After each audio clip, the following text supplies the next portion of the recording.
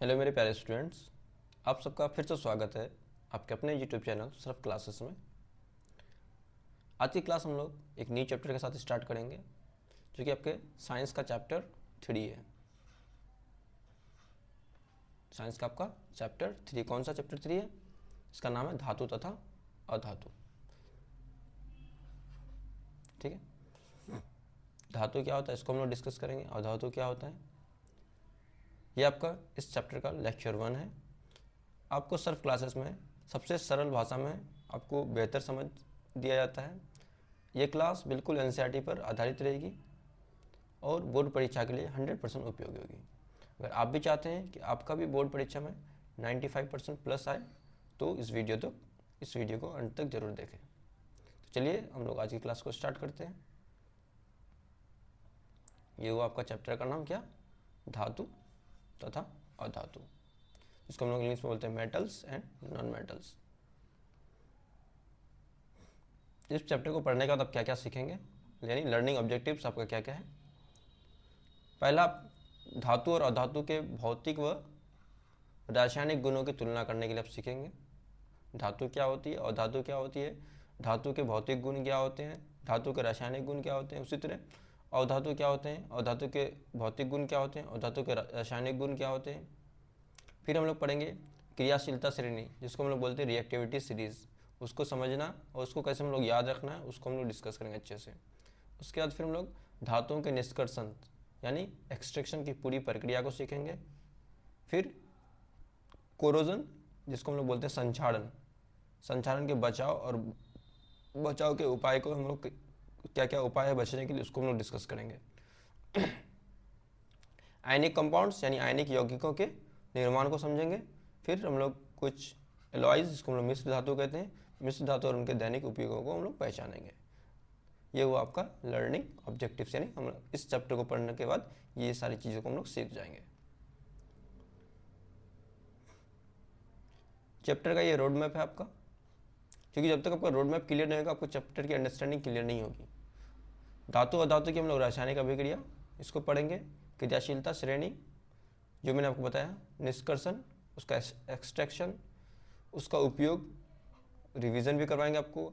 मिश्र धातु क्या है ये आपको बताएंगे, उनके आयनिक यौगिक क्या होते हैं, संक्षारण से कैसे बचाया जाता है उसके क्या उपाय हैं, या फिर धातु अधातु के क्या क्या गुण होते हैं, चाहे वो भौतिक हो या फिर रासायनिक हो।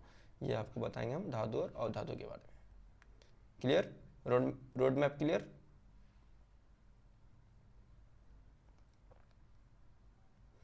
अब एक चीज़ आप इमेजिन करेंगे कि हमारे जो चारों ओर हैं, हमारे जो दैनिक जीवन में इसमें उपयोग होने वाली जो जितने भी सारी चीज़ें लगभग आप देखें तो 90% हम मेटल्स का यूज़ करते हैं। 10% में नॉन मेटल्स वगैरह यानी अधातु वगैरह आ जाते हैं, लेकिन अगर हम बात करें तो 90% हम लोग मेटल्स ही यूज़ करते हैं। और ज़्यादातर जो वस्तु होती है वो हमारी धातु से ही बनी होती है या फिर अधातु से बनी होती है, लेकिन ज़्यादातर धातु से बनी होती है। जैसे अगर आप रसोई के बर्तन ले लो, अब आभूषण ले लो, बिजली के तार है, ये सब किससे? धातु से बने होते हैं। वहीं हवा में जो हमारी ऑक्सीजन होती है, पेंसिल की ग्रेफाइट और माचिस की तीली में सल्फर जो होती है, ये सभी अधातु के उदाहरण हैं। क्लियर? देखिए ये क्यों महत्वपूर्ण है, क्योंकि जो हमारा जो पेरियोडिक टेबल है उसके लगभग 90% जो तत्व होते हैं वो धातु होते हैं। हमारा जो पेरियोडिक टेबल है यानी आवर्त सारणी, उसके जो 90% जो एलिमेंट्स हैं, 90% जो तत्व हैं, ये क्या है? ये आपके धातु हैं। रिमेनिंग 10% में आपके क्या आते हैं? उपधातु आ जाते हैं, अधातु आते हैं। इस 10% में आपके अधातु आ जाएंगे या फिर आपके उपधातु आ जाएंगे। क्लियर है पॉइंट? अब कुछ रोज़मर्रा के उदाहरण आपके, जैसे आप धातु से क्या, धातु से आपके जो घर में आप देखेंगे, अपने घर में किसी किसी के घर में जो लोहे के दरवाजे रहते हैं,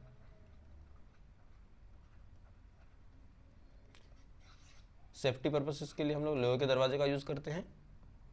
ये आपके इसमें मेटल्स का यूज़ करते हैं, धातु का यूज़ करते हैं। वहीं एल्युमिनियम बॉडी, स्टील के बर्तन, ऑक्सीजन गैस, ग्रेफाइट,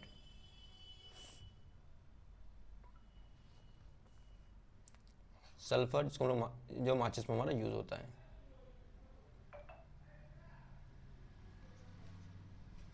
अब धातु यानी मेटल्स क्या है इसको हम लोग डिस्कस कर लेते हैं। वे तत्व जो चमकीले होते हैं, वे तत्व जो चमकीले होते हैं बिजली व उष्मा के अच्छे चालक होते हैं और उन्हें पीटकर क्या चादर की तरह, जैसे पीटते हैं तो चादर की तरह, या उसको खींचकर एक हम लंबा तार के रूप में बना सकते हैं, या खींचकर तार बनाया जा सकता है, उसे हम लोग धातु कहते हैं। यानी धातु कौन कौन से होंगे, धातु के कुछ गुण होते हैं जैसे वो चमकीले होंगे। धातु ये बिजली तथा उष्मा इन दोनों के क्या होंगे, इन दोनों के अच्छे चालक होंगे। और धातु को हम लोग क्या कर सकते हैं, इसको पीटकर चादर के रूप में बना सकते हैं और दूसरा तार के रूप में। ये कुछ प्रॉपर्टी है जो हमारे मेटल्स के यानी धातु के हैं। अगर रासायनिक रूप से बात करें तो धातु अपने बाह्यतम कोश में इलेक्ट्रॉन को त्याग करता है, यानी इलेक्ट्रॉन को लॉस करता है और लॉस करके अपने ऊपर धनायन यानी पॉजिटिव चार्ज लेता है। यानी इसके बाहर जो कोश होते हैं, सेल होते हैं, उसमें इलेक्ट्रॉन को वो क्या करता है, उस इलेक्ट्रॉन को वो त्याग देता है। तो क्या क्या प्रॉपर्टी होते हैं इसके वो चमकीली सतह होती है, यानी चमकता है उसके सतह को। अगर आप कभी कट करेंगे उसको, कभी धातु को आप काटेंगे या फिर उसको पीटेंगे तो वो चमकता है।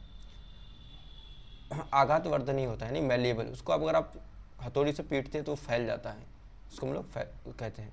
विद्युत सुचालक धातु में जैसे लोहा की बात करें हम, उसमें अगर ये अगर धातु है, एक साइड अगर आप करंट दे रहे हैं तो दूसरी साइड करंट फॉलो कर जाता है, यानी वो धातु क्या है, विद्युत सुचालक होता है। और उसका घनत्व मतलब उसके जो पार्टिकल्स होते हैं वो काफ़ी सटे हुए रहते हैं, इसलिए उसका घनत्व क्या होता है, बहुत ज़्यादा यानी हाई होता है। क्लियर। जैसे कुछ धातु के एग्जाम्पल की अगर बात करूँ तो ये आपका sodium, magnesium, aluminium, iron, copper, zinc, silver and gold, ये सारे आपके क्या हैं, ये सारे आपके धातु हैं। कौन कौन से हैं, sodium, magnesium, aluminium, iron, copper, zinc, silver and gold. Clear.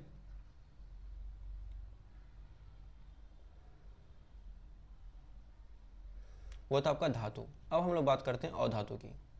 अधातु यानी नॉन मेटल्स। ये क्या होते हैं, वे तत्व जो सामान्यतः क्या होते हैं, चमकहीन होते हैं, जिसमें चमकहीन मतलब जिसमें चमक ना हो, उसे हम लोग क्या कहते हैं, चमकहीन कहते हैं। वैसे अधातु जो सामान्यतः जनरली क्या होते हैं, वो चमकहीन होते हैं, यानी उसमें चमक नहीं होती है।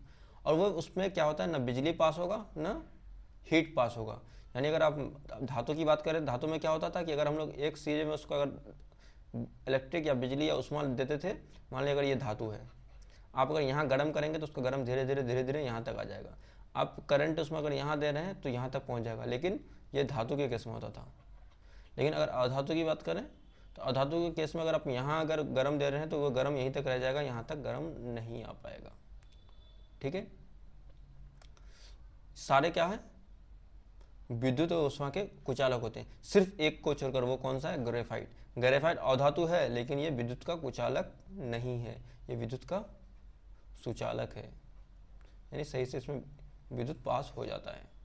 तो सारे के सारे नॉन मेटल्स क्या होते हैं, सारे के सारे अधातु चमकहीन होते हैं और बिजली उष्मा के कुचालक होते हैं, किसको छोड़कर, सिर्फ और सिर्फ ग्रेफाइट को छोड़कर।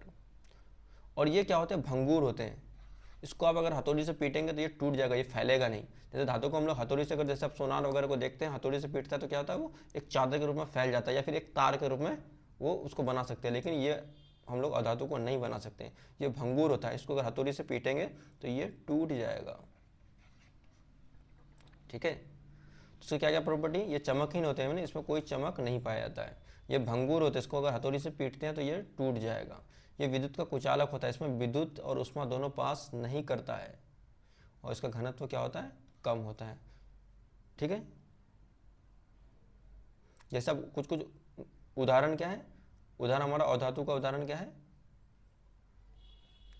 अधातु की बात करें तो ये oxygen, nitrogen, sulphur, phosphorus, carbon, iodine and hydrogen, ये सारे क्या हैं, ये सारे आपके अधातु हैं। सिर्फ और सिर्फ एक अधातु ऐसा है, वो कौन सा है?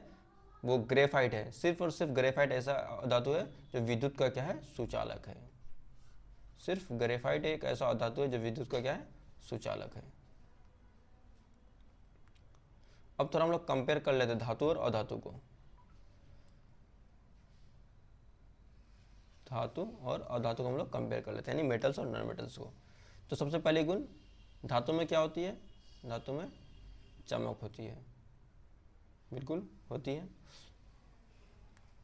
इसकी चमकीली सतह होती है। और अधातु में चमकहीन होता है, मतलब इसमें चमक नहीं होता है। देखिए, अधातु में सारे के सारे अधातु क्या होते हैं? सारे के सारे अधातु विद्युत के कुचालक होते हैं, सिर्फ किसको छोड़कर? Except graphite. उसी तरह सारे के सारे जो अधातु होते हैं वो क्या होते हैं? चमकहीन होते हैं, किसको छोड़कर? तो ये आयोडीन को छोड़कर। ठीक है। अब इसके हम अवस्था की बात करें, अवस्था क्या होता है? ये ठोस में पाया जाता है। सिर्फ और सिर्फ मरकरी एक ऐसा अपवाद है जो लिक्विड फॉर्म में पाया जाता है, यानी द्रव रूप में पाया जाता है। अगर बात करूं तो सारे के सारे जो धातु होते हैं वो कठोर होते हैं, उसको आप आसानी से क्या कर नहीं कर सकते? आसानी के तोड़ मरोड़ नहीं सकते हैं। लेकिन सिर्फ एक मरकरी एक ऐसा अपवाद है, ये धातु है जिसको हम लोग क्या करते हैं? किस फॉर्म में? मतलब द्रव फॉर्म में, मतलब जिस तरह पानी द्रव है ना, उसी फॉर्म में ये पाया जाता है। और वहीं अधातु की बात करें तो अधातु ठोस भी होता है, द्रव भी होता है और गैस भी, तीनों फॉर्म में पाया जाता है। अगर हम आघातवर्धनीयता की बात करें तो इसको पीट कर चादर बनाई जा सकती है धातु को। वहीं भंगु और अधातु की बात करें तो ये क्या होते हैं? भंगुर होते हैं, यानी इसको अगर हथौड़ी वगैरह से पीटते हैं तो ये क्या होता है? ये टूट जाता है। अगर हम तन्यता की बात करें तो इसको खींचकर क्या तार बनाया जा सकता है। इसकी तन्यता की अगर बात करें तो इसको खींचकर तार बनाया जा सकता है, लेकिन जबकि इसको तार नहीं बनाया जा सकता है। वहीं चालकता की बात करें तो जो हमारे धातु होते हैं वो ऊष्मा और बिजली के सुचालक होते हैं। वहीं अगर अधातु की बात करें तो वे क्या होते हैं? विद्युत के कुचालक होते हैं, एक्सेप्ट किसके? Except graphite.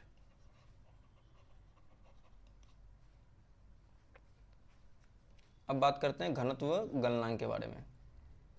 तो इसका घनत्व जो होता है बहुत ही हाई होता है धातु का, किसको छोड़कर? सोडियम और पोटेशियम को छोड़कर। क्योंकि इसका जो घनत्व होता है काफ़ी ज़्यादा होता है, और सोडियम और पोटेशियम को छोड़कर सबके सब जो होते हैं इसके घनत्व काफ़ी ज़्यादा होते हैं। और सोडियम और पोटेशियम एक ऐसा है जिसको हम लोग क्या कर सकते हैं? चाकू से आसानी से काट सकते हैं।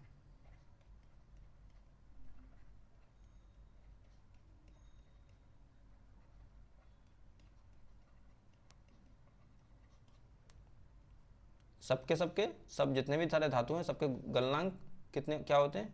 घनत्व और गलनांक उच्च होते हैं। सिर्फ सोडियम और पोटेशियम है जिसको हम लोग आसानी से क्या कर सकते हैं? उसको चाकू से काट सकते हैं। और जबकि अगर अधातु की बात करें तो इसकी जो गलनांक होती है वो कम होती है और धातु की ज़्यादा होती है। वहीं ऑक्साइड की प्रकृति की बात करें अगर हम तो इसका ऑक्साइड क्या होता है? क्षारीय होता है, जबकि अधातु का ऑक्साइड क्या होता है? अम्लीय होता है। वहीं इलेक्ट्रॉन प्रवृत्ति की बात करें तो इलेक्ट्रॉन इसमें त्यागते हैं, ये इलेक्ट्रॉन को लॉस करता है, जिससे क्या आता है? इसके अंदर पॉजिटिव आता है। वहीं अगर ये अधातु की बात करते हैं, इलेक्ट्रॉन को क्या करता है? ये ग्रहण करता है, जिससे इसके अंदर क्या होता है? ऋणायन चिन्ह आता है। ये था आपका धातु बनाम अधातु। अब बात करते हैं हम धातुओं के भौतिक गुण के बारे में, यानी फिजिकल प्रॉपर्टीज ऑफ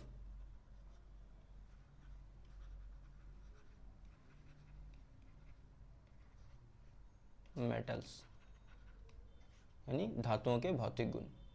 तो इसमें क्या होते हैं? धातु में चमक पाई जाती है। कोई भी शुद्ध धातु होगी तो उसकी क्या होगी? उसकी सतह चमकदार होती है, जिसको हम लोग क्या बोलते हैं? मेटालिक लस्टर बोलते हैं, लस्टर प्रॉपर्टी। तो कोई भी धातु है उसको हम पीटेंगे, उसको काटेंगे, कुछ भी करेंगे तो क्या होगा? उसमें वो चमकदार सतह निकलेगा। आप रगड़ेंगे भी तब भी उसमें चमकदार सतह आएगा। वहीं आघातवर्धनीयता की बात करें यानी मैल्येबिलिटी की बात करें तो धातु को अगर किसी भी हथौड़े से पीट कर आप क्या कर सकते हो? उसको पतली चादर के फॉर्म में, अगर इतनी बड़ी ये धातु है तो उसको पीट कर आप इतना बड़ा चादर बना सकते हैं। और ये सबसे अधिक सबसे अधिक आघातवर्धक किसका होता है? वो होता है गोल्ड का, यानी Au का। सोने को ही हम लोग क्या कर सकते हैं? सबसे ज़्यादा पीट कर लंबा कर सकते हैं। अगर हम तन्यता की बात करें यानी डक्टिलिटी, तो धातु को खींचकर आराम से हम पतले तार के रूप में, पतले पतले तार के रूप में बदल सकते हैं। और सोना सबसे ज़्यादा क्या है? तन्य धातु है। वहीं सोनोरिटी की बात करें अगर हम, तो धातुओं से टकराने पर तीव्र मधुर ध्वनि उत्पन्न होती है। कोई भी अगर आप साउंड निकालते हैं, अगर वो धातु से टकराती है, मान लेते हैं एक धातु रखा हुआ है यहाँ, इधर से कोई साउंड जाती है, इससे अगर धातु से यहाँ टकराया तो इसकी जो साउंड होती है काफ़ी क्या होती है? तीव्र मधुर।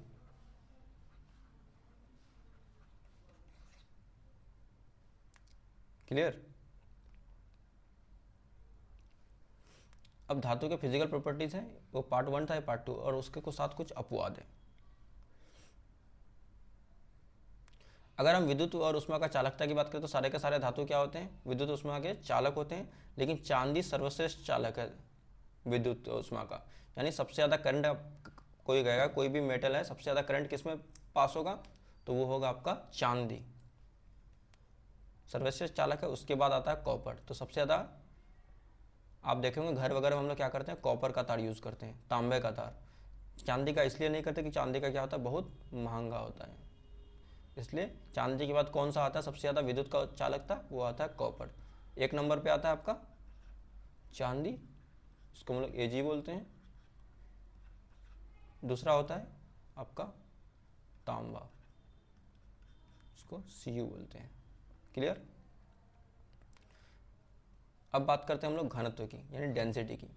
तो सब इस जो भी धातु होता है उसका घनत्व क्या होता है? उच्च होता है, एक्सेप्ट सोडियम एंड पोटेशियम।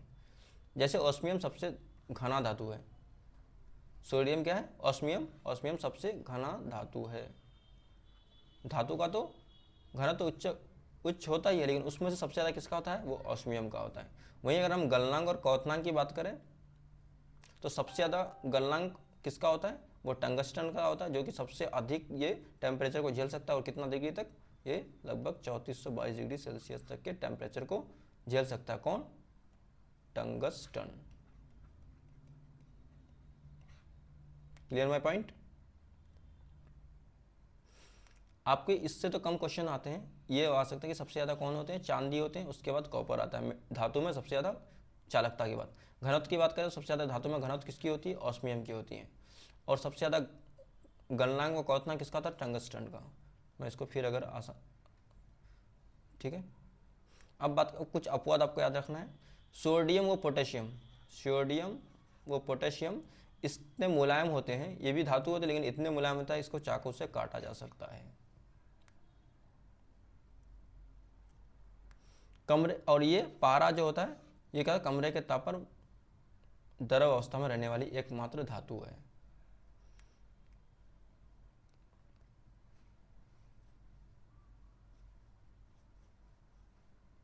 वहीं मरकरी की बात करें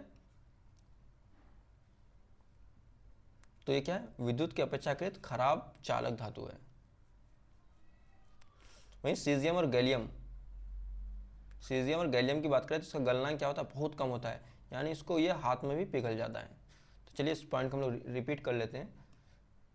हम लोग क्या पढ़े कि धातु के बारे में पढ़ रहे हैं। धातु में क्या होता है?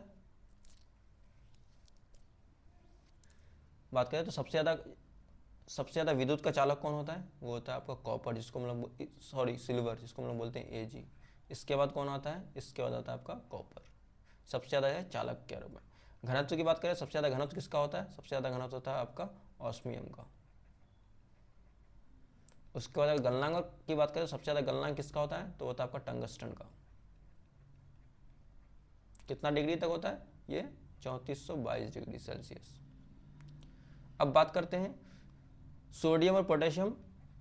सोडियम और पोटेशियम ये दोनों मात्र ही एक ऐसा धातु है जिसको हम लोग क्या कर सकते हैं?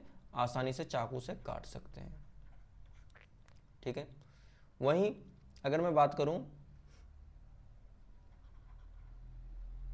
पारा की, अगर पारा की बात करूं तो पारा क्या होता है कि ये कमरे के ताप में क्या होती है? ये एक ऐसी धातु है जो कमरे के ताप में द्रव अवस्था में पाई जाती है, यानी पानी की तरह लिक्विड फॉर्म में पाया जाता है। कौन? पारा। मरकरी की बात करूं तो ये विद्युत के अपेक्षा क्या होता है, खराब चालक होते हैं। और सीजियम और गैलियम की बात करूं अगर मैं, तो ये दोनों क्या होते हैं, ये दोनों क्या होते हैं, इसका गलनांक बहुत ही कम होता है। ये अगर आप अपने हाथों में अगर ऐसे ले रहे हैं तो आपके हाथ में ही ये क्या होगा, पिघल जाएगा। ठीक है, क्लियर माय पॉइंट। अब मैं अधातु के कुछ गुण और अपवाद के बारे में बता देता हूँ, कुछ गुण और कुछ अपवाद के बारे में। सबसे पहली बात, और जो अधातु होते हैं वो क्या होते हैं, चमकहीन होते हैं, उसमें चमक नहीं पाई जाती है। और सिर्फ इसका एक अपवाद कौन है, वो है आपका आयोडीन। आयोडीन ही मात्र एक ऐसा अधातु है जिसका क्या होता है, जिसमें चमक पाया जाता है, बाकी कोई भी अधातु में चमक नहीं पाई जाती है। दूसरी बात करते हैं तो हमारे जो अधातु होते हैं वो भंगुर नेचर के होते हैं, यानी ब्रिटल नेचर के होते हैं। इसमें अगर हल्का सा भी चोट लगता है तो वो क्या हो जाएगा, वो टूट जाता है।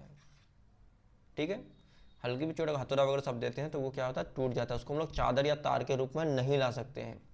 वहीं ये अधातु की बात करते हैं, ये क्या होता है, विद्युत और ऊष्मा का क्या होता है, कुचालक होता है। लेकिन लेकिन लेकिन ग्रेफाइट एक ऐसा अधातु है जो क्या होता है, विद्युत का चालक होता है। इसका घनत्व कम होता है और गलनांक भी कम होता है एज कंपेयर टू धातु। तो इसका घनत्व क्या होता है, घनत्व कम होता है और गलनांक भी कम होता है। जबकि देखिए इसका घनत्व कम होता है तो ये क्या होता है, ये उतना कठोर नहीं होता है। लेकिन कार्बन कार्बन जो क्या है, हीरा का रूप होता है, ये एक ऐसा अपवाद है जो क्या होता है, काफी कठोर होता है। ठीक है,